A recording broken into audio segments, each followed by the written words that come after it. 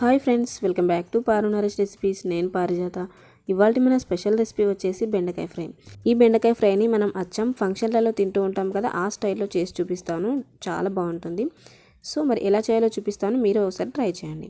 ఇవి చేయడానికి ముందుగా 1/2 kg బెండకాయలను తీసుకొని శుభ్రంగా కడిగి తీసుకోవాలి. ఇప్పుడు వీటిని ముక్కలుగా కట్ చేసి తీసుకుందాం.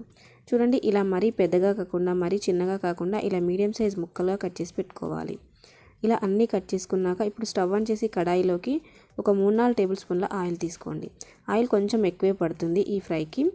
సో బెండకాయ ముక్కలు అన్నీ ఒకేసారి కాకుండా ఇలా సగం సగం యాడ్ చేసి ఫ్రై చేయాలి. ఫస్ట్ ఒక సగం వరకు యాడ్ చేశాక మంటని మీడియం టు హై ఫ్లేమ్ మధ్యలో పెట్టి ఇలా క్రిస్పీగా అయ్యే వరకు బాగా ఫ్రై చేయండి. చూడండి, ఇలా వీడియోలో చూపిస్తున్న విధంగా ఇలా మంచి గోల్డెన్ షేడ్ వచ్చే వరకు బాగా ఫ్రై చేసి ఒక గిన్నెలోకి తీసుకుందాం. ఇలా అన్నీ తీసుకున్నాక ఇప్పుడు రెండో వాయి వేయడానికి మిగతా బెండకాయలను కూడా యాడ్ చేసి ఫ్రై చేయాలి. మంటని మరీ హై ఫ్లేమ్లో పెట్టకుండా కొంచెం తక్కువ, అంటే మీడియం టు హైకి మారుస్తూ ఇలా క్రిస్పీ అయ్యే వరకు ఫ్రై చేయాలి. అలాగే ఇందులోకి ఒక 2-3 పచ్చిమిరపకాయ చీలికలు కూడా యాడ్ చేయండి.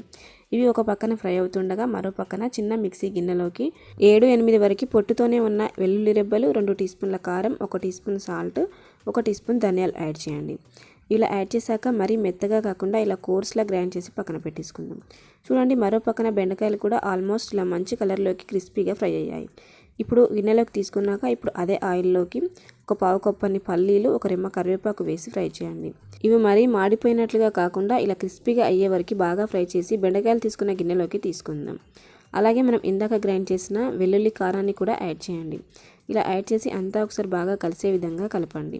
ఇక్కడ వీడియోలో చూపిస్తున్న విధంగా ఇలా టాస్ చేసినట్లుగా చేసినా కూడా ఉప్పు కారం బెండకాయ ముక్కలకి చక్కగా పడతాయి. సో చివరగా కొంచెం కొత్తిమీర తీసుకొని అంతా ఒకసారి బాగా కలిపామంటే ఎంతో టేస్టీ అయిన ఫంక్షన్ స్టైల్లోలా బెండకాయ ఫ్రై ఇంట్లోనే రెడీ అయిపోతుంది.